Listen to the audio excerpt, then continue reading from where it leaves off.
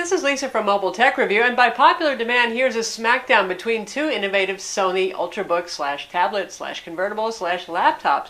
We have the Sony VAIO Flip 13 here and the Sony VAIO Duo 13. We're going to look at them now.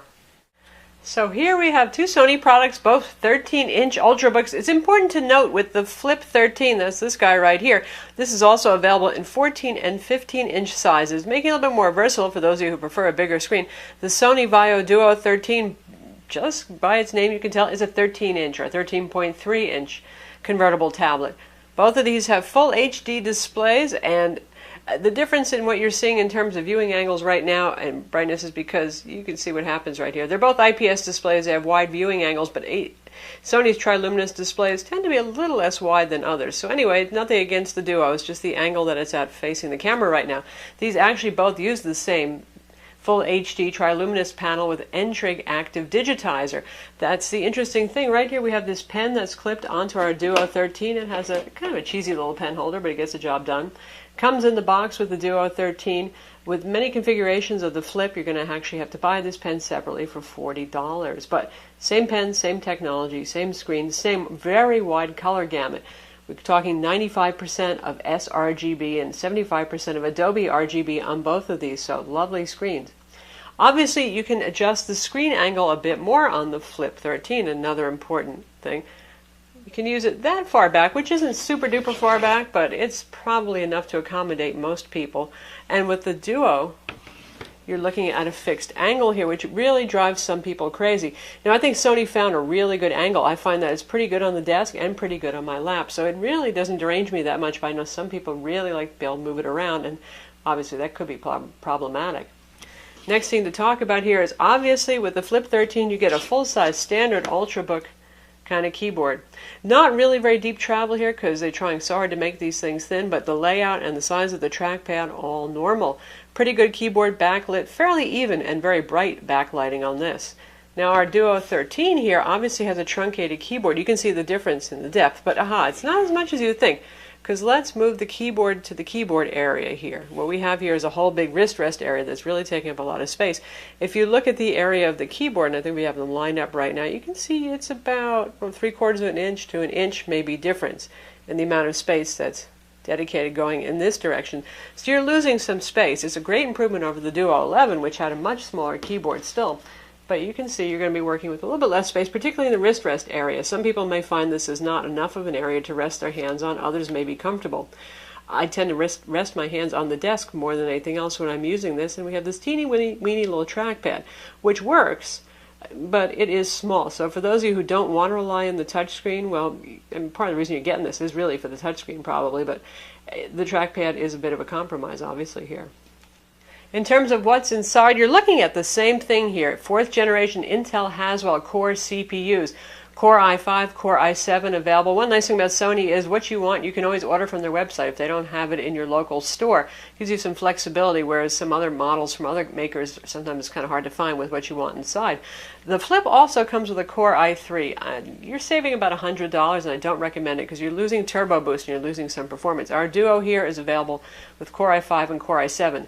Same CPUs on both of these. They're both i5 4200U 1.6 gigahertz, and there's an i7 4500U option as well. Intel HD 4400 graphics on both of these. That's integrated graphics.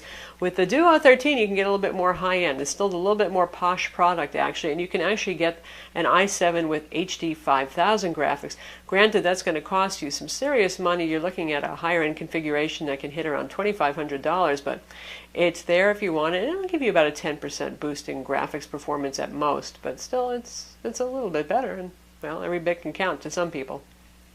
Neither of these is, strictly speaking, a gaming machine. They are Ultrabooks. They have ULV CPUs and integrated graphics, but they're good enough to play Civ 5, Left 4 Dead 2, World of Warcraft on low settings. Both have SSD drives using mSATA interface, and you can get them with 4 gigs or 8 gigs of RAM. You can go with 128, 256, 512 gig SSDs depending on how you want to order it. Both have dual band Wi-Fi, but not all dual band Wi-Fi is created the same. We have Broadcom Wi-Fi on our Duo 13. Some people have had problems with range and dropouts. We have not had problems with dropouts at all. It's been a very stable connection. Connection strength and throughput speed, not quite as good as our fastest machines. When we use an Apple Airport Express 802.11n network, a lot of Wi-Fi problems often have to do with incompatibilities with routers. There's so many different routers out there and wireless adapters built into notebooks. Our Flip has Intel's dual band 802.11n adapter, which is a very good, very stable adapter, not the AC adapter that has been problematic on the Sony VAIO Pro 13 and even gave some MacBook Air owners some problems. So I think it's a good choice. So a little bit stronger signal, maybe a little bit more reliable, the Flip 13 for those of you, especially those of you with older routers that might run into some incompatibilities. Both have Bluetooth 4.0 high speed and both have NFC built in. Both of these are also very light. You're looking at 2.89 pounds and they're both fairly thin. And at 13.3 inches, they both cut about the same physical footprint size. Now, so the important thing is going to be how you want to use your machine. The Duo 13 is for folks who primarily want to use it as a tablet, I would say. You have your occasional use keyboard here. It's okay. It's not my favorite thing to spend hours writing on, to be honest. We have this, what Sony calls the surf slider right here, and you can watch our full review to learn everything about it. It's a pretty good design. It's pretty sturdy. And it affords a lot of room for battery and for cooling, which is important. So we've got cooling vents here. We have some under here as well. All of our ports are lined up at the back. Bigger battery in here, almost twice the size battery before we get into more of the use case of the design here. So longer battery life with the Duo 13. Not twice as long though, go figure, but it is longer. Typically, we go like 9.5 hours with this, sometimes even 10 with the Duo 13, whereas we do about 6.5 with the Flip 13. Anyway, all your ports lined up on the back here, some vents over here, so you're either going to use it like so, or you can use it as a tablet. And really, as you can see, when you have it closed, the screen is always exposed. This is ever ready to be used as a tablet. You can use it with your digital pen. Great for note takers. Great for artists who don't need WinTab support in Adobe Photoshop and other applications that require it.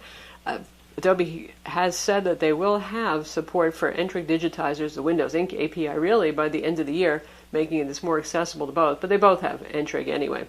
Both equally as good for note-taking. Both have good performance, low latency, so when you're writing you don't see any lag. And again, you can watch our full reviews to see that. So anyway, form factor here, this is for you folks who primarily want a tablet, be it for note-taking or be it for art. It is obviously going to be more vulnerable when you carry it around. Back is pretty sturdy. It's available in black or silver. Same thing for the Flip, and this is a combination of magnesium alloy and carbon fiber, though it looks kind of plasticky in the silver color. 8 megapixel camera on the back. Flip also has an 8 megapixel camera, surprisingly high resolution for a Windows convertible tablet. 2 USB 3.0 ports, full-size HDMI, SD, XC card slot, audio jack, power. You're looking at the same ports on both of these. Now our Flip 13 is for those of you who still need that comfortable notebook form factor. Maybe you do a lot of emails, for example, you do a lot of typing. You get the full-size keyboard here, no compromises, like I said, a little low in the key travel, but still a very easy to use keyboard. But it has this nifty trick, and this has to be one of the best non-slider designs that we've seen. In fact, I think it beats the sliders, and it's right up there with the detachable ones where you can just pull the screen off for novelty and utility, but this is very functional. Release lock right here, you slide it off, and say you want to use this as a tablet or in presentation mode, you just do this and push it back. And like so, and you can see how it has a very thin hinge right here. And you can either set it up in presentation mode like so, obviously with variable angles, so flexibility for you people who like that there, and you can use it flat like a tablet. So again, same things apply. You can use this for note-taking, use this for digital art. At 2.89 pounds and 13 inches, it's a little big, it's a little heavy. You're probably going to rest it on the table, but it's not unbearably heavy. It's certainly easier than the 15-inch Flip 15. And in terms of thickness, if we put the thickest sides together,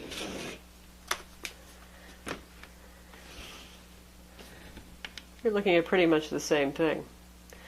There is no pen holder built into the Flip 13. Like I said, in most markets, you won't even get the pen in the box. You're going to have to order that separately. Sony does sell a third-party solution, which is basically a pen clip just to hold it to the body of the product so you don't lose it. And our little Duo has their little clip-on. Actually, Sony provided a little thing right here, which you can slide the pen in to hold it. So we have a little hole right here, just something that's like an old-fashioned inkwell. You can stick your pen there. Flip 13, I think, looks a little bit classier. It's got this really nice aluminum finish here, brushed aluminum. Looks very nice. I like the black. It particularly gives you good contrast with the keyboard masking. Though obviously this is pretty futuristic looking too, but aesthetics are generally not the most important thing, and both of these are nice looking products. The other important thing is going to be fan noise. And this is the Core i7 version here of the Duo 13, so if anything that would be a little noisier, maybe a little bit hotter. It's just about virtually silent, even using it in propped up mode. When you have it in propped up mode, it runs at higher power settings, and Sony has it set to automatically go to lower power settings when you're using in tablet mode, so it won't get too hot or won't get too noisy. Not that it ever has gotten hot for us. And you can override that if you want, by the way. But generally speaking, very quiet machine. Unless I'm doing like playing Civ 5 or something like that, you just won't ever hear the fan. The Flip 13, as you no doubt have heard if you've watched our video review, this has a fan that is always on, even when the CPU temperatures are very low, even when it's unplugged. Now, the Sony VAIO Pro can be pretty noisy when it's plugged into AC, and that's fine because it switches to a more high-performance mode, so you get more oomph out of the product. But this guy, even if it's unplugged, even if it's not doing much, even if the CPUs are at like 36 degrees centigrade and 100 is allowable maximum, 50 is where most manufacturers have their fans kick on. Sony always has the fan going. Smaller product usually means a more higher pitch fan, so it can be annoying. For those of you who want complete silence, you want this for school to use in a library, and you don't want people staring at you because you have a little mini Hoover vacuum cleaner. That's kind of the Flip 13 right now. Now, Sony certainly could release a BIOS update to change that fan behavior because it is kind of overkill. It's running so darn cool that there's just no reason for it. Lastly, price difference. The Duo 13 is a pretty pricey tablet, and it runs about $200 more for any given comparable configuration than does the Flip 13. So you're going to be spending more money for that Duo. You are going to get longer battery life, and at least for now, a quieter running machine. But if every penny counts, and particularly I think if you want the more versatile notebook kind of design, you're not an always tablet user, well, that might help make the decision for you. But in the end, that is what it comes down to. You're going to be paying significant amount of money more for your Duo 13, but it's which form factor is more useful to you, which appeals to you more, and that really should be how you make your decision. In terms of core performance, in terms of what these machines can do, it's the same thing. You got Windows 64-bit here. They can run Photoshop, MS Office, IDEs for development environments, that kind of thing. They're all both equally capable. Likewise, the software bundle is pretty much the same too. Sony loves to throw their products or their shortcuts at you, like Crackle for movies, that kind of thing. Both get bundled with ArtRage 3.5, which is a very nice Windows API Inc-aware program that supports pressure sensitivity. And there's now updates out there for ArtRage for those of you who can buy the Duo 13 if you're finding your pen pressure isn't working right there. You'll get pushed an update when you launch ArtRage, and you do want to take that to make sure you get the best pen pressure sensitivity. Both of these, again, have N-trig digitizers, 256 levels of pressure sensitivity, palm rejection because it is a digital pen. As soon as it senses the pen against the screen, it will ignore your palm, which is what you want it to do. So that's the Sony VAIO Flip 13 versus the Sony VAIO Duo 13. Both are available now. The Flip is brand new, so it's a little harder to find, and you can see the specs are basically the same on these. The form factor is really the deciding thing, and there's a price difference too. That Duo 13 is a little bit more money. I'm Lisa from Mobile Tech Review. Be sure to visit our website for reviews of both of these, watch our video reviews of both of these, and subscribe to our YouTube channel.